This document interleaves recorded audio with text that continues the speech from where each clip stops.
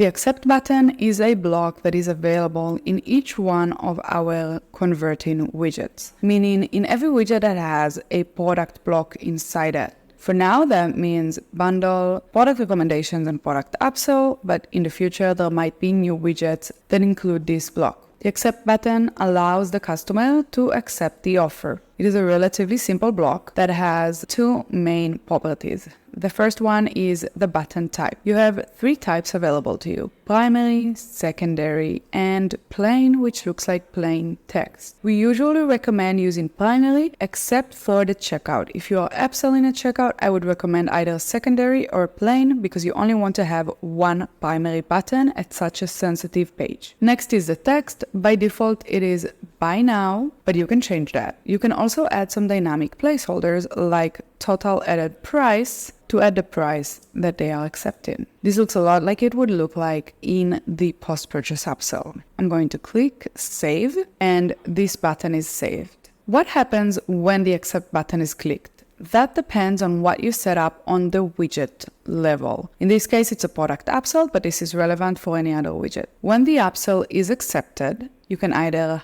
hide the widget or keep showing it. Either way, this product is going to be added to the customer order. And when we talk about pages like checkout, nothing much is going to happen. The product is going to be added to the checkout and the widget will either be hidden or continue showing. There's only one page where this behaves a little differently, and that is the one-click upsell post-purchase. Let's see what I mean here. I can go to post-purchase 1 or 2, it doesn't matter, and let's add it here.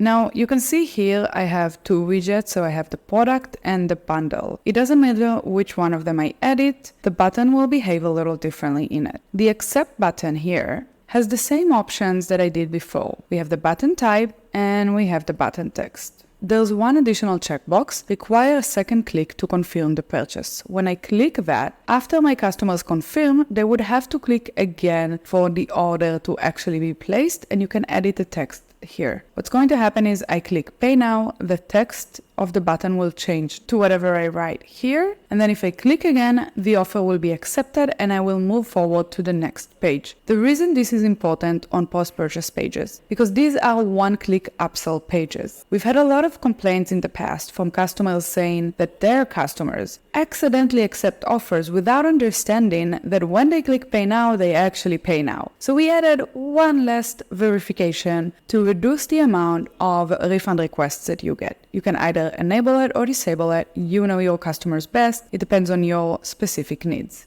That is it. This is the accept button. I hope this helped, and happy upselling.